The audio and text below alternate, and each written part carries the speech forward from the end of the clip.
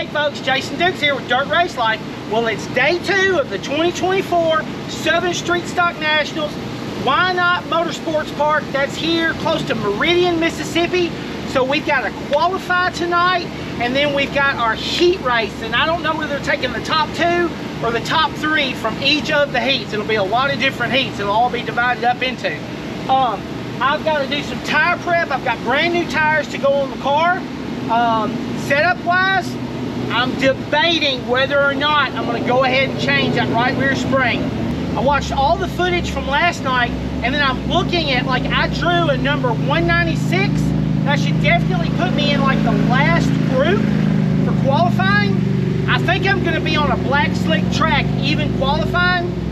So right now, while I work on the tires, I'm studying. I may take and switch from a 250 right rear spring to a 225. I don't know, we'll figure it out, so y'all stick around.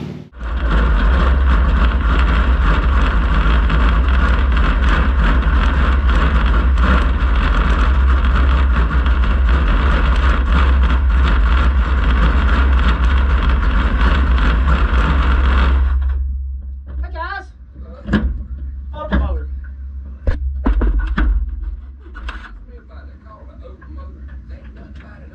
It's all sealed up, but crap would be going everywhere. That's exactly right. Thank y'all.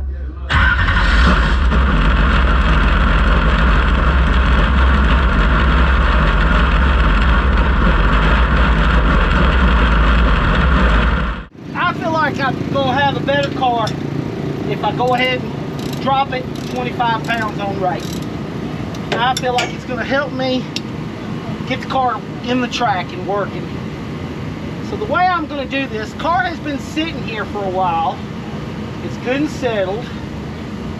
I'm going to pull this right rear shock off. Maybe. Alright. So I'm going to pull this right rear shock off. I got a lockout stick right here. I'm going to put this stick on.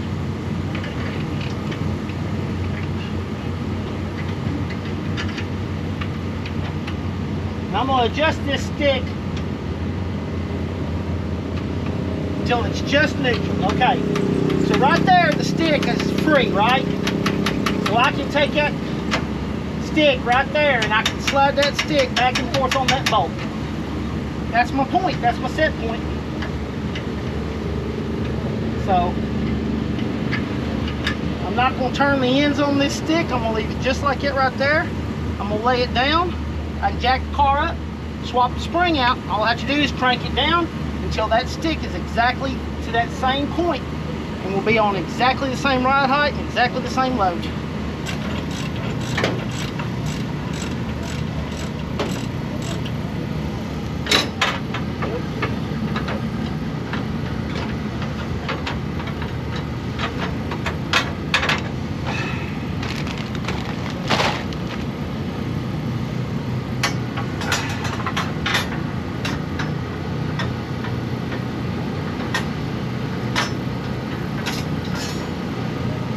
Right, put that down. All right, I got her swapped out, so now I'm gonna put my lockout stick in here. Let's see how close we are. I got her right on it. See how that slid right on there? So I know I've got that load set right where it was by doing that, even though it's a different rate on the spring. Kind of guesstimate. So that is good, and we'll go ahead and we will throw the shock back in her. We will get this joker ready to go qualify. I think we get a couple practice laps before we have to qualify.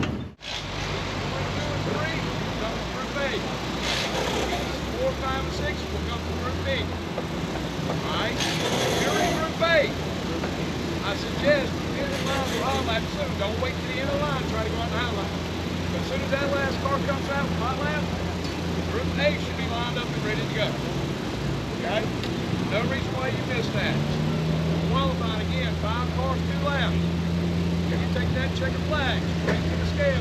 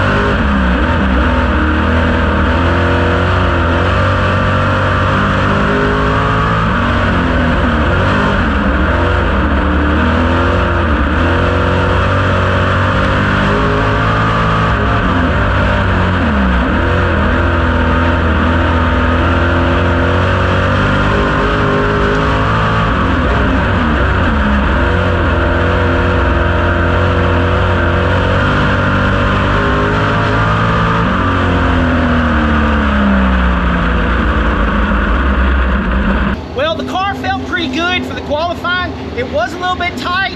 I realized I hit that first turn hard before I took the green flag and realized it was tight. I flipped on my 3-wheel brakes, that helped. And I tried to stay in the throttle and I rode the brake in. That got me where I turned. It was a little bit tight. Put me with like a 16.3, which put me in the middle of the pack. So didn't qualify in the front half. I'm right in the middle of the group. It's not terrible. I'm not buried way in the back of it, but it's gonna bury me in the middle of, I'm gonna end up in the middle of my qualifiers starting out. And they haven't posted those yet. But the car itself is good. I expect the track to slick off. I'm gonna go ahead and put that extra spacer in the right front. I'm leaving that 225 spring. I think the car is gonna be better.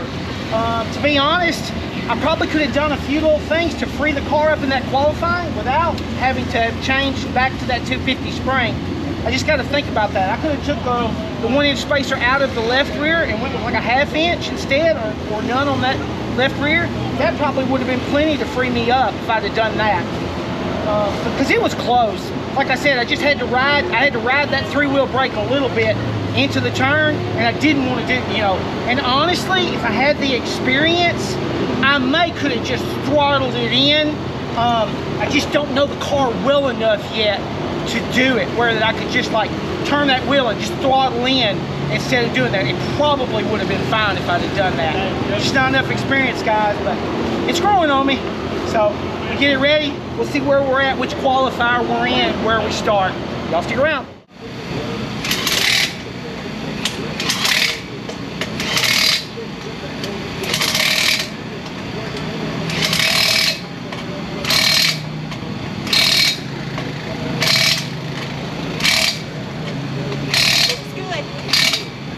What do you think? Looks good. Looks clean. Clean? Yep. Good, good, Okay. good. About time. Yeah.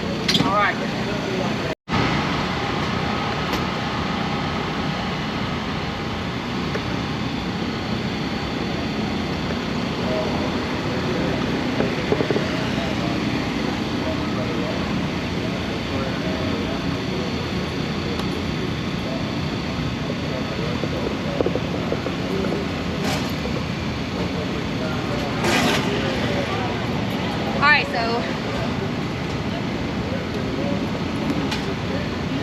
Alright, so Jason's getting ready to go back out. This is going to be the qualifying feature. Jason's going to start at 13th position, so that's 7th row inside. I think it's, what, 20 laps? 20 laps, taking the top 2.